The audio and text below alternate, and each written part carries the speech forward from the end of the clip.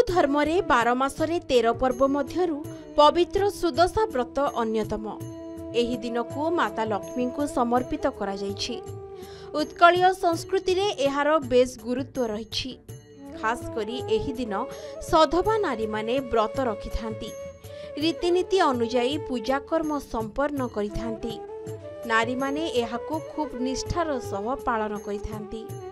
तेबे आज पवित्र सुदशा व्रत अवसर में जाजपुर रे माँ लक्ष्मी मंदिर रे सधवा नारी मानकर प्रबल भीड़ देखा मिलता।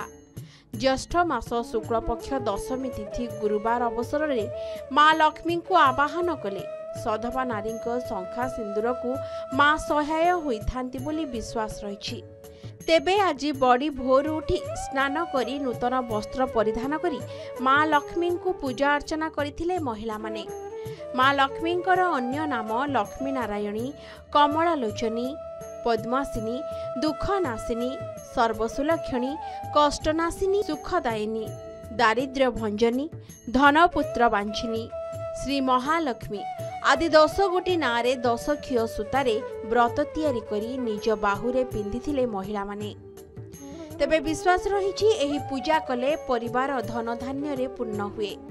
आज एही अवसर रे मंदिर रे प्रबल भीड़ को दृष्टि रे रखी श्रद्धालुंक श्रृंखलित दर्शन पई व्यापक बंदोबस्त करा जायथिबा देखिबा को मिलिथिला। विधि परंपरा विधि जो हमर ओडिया घर रो विधि जो माँ लक्ष्मी को पूजा कले परिवार होची शांति संग्रह आज होची सकाळ होची भोर 5 टा होची सेरा होची बड़ खोलाई भगवान मुह दया जाए और स्नान करा जाए षोडश उपचार पूजा करा जाए होम टिके हुए होम हिसाब करे तापर होची एही ओसा फलमूल भोग राग चले आत मध्याह्न नीति भोग हुए संध्या रे आरती हुए। माँ लक्ष्मी को पूजा कले हमारा धन प्राप्ति होता है। आम सौभाग्यवती होता से आम माँ लक्ष्मी की पूजा करूँ। सकाल आम आसलु ठाकुर पाखे व्रत पूजा कलु शंखा सिंदूर भोगराग आनी ठाकुर पाखे देलु आउ नना पूजा कले आनंद सब भल ये सिस्टम कर टिकेट सिस्टम कर लाइन में रही टिकेट गोटे लेखा देते से अनुसार डाकिले पुणी टिकेट नहीं आम भोग नहीं आस दर्शन कला निज मन भारी शांति लगुच। विश्वास अच्छी ऐश्वरिक विश्वास तो आम हिंदू मान बहुत अच्छी गुरुवार आउ दशमी शुक्ल पक्ष ये गुरुवार पड़े सुदशा व्रत हुए यहाँ शास्त्र भी लिखा है आम से करूँ। आ लक्ष्मी व्रत कले तार उपासना कले धन धान्य परिपूर्ण हुए। आ व्रत बांधिले स्वामी दीर्घायु पिला मानकर दीर्घायु कामना कर। आज राति 4 उठिली घर द्वार लिपा पोछा सब धुआ धुई जहाँ करवा कथा कली मो निज नित्यकर्म सारी जमी गंगा जल सब स्नान कर सब ठाकुराणी को बसैली घरे पूजा कली चिता झोटी देली पूजा कली कर सारा पर माँ मंदिर को आसली। माता लक्ष्मींकर सबुठु प्रिय व्रत हेउछि सुदशा व्रत।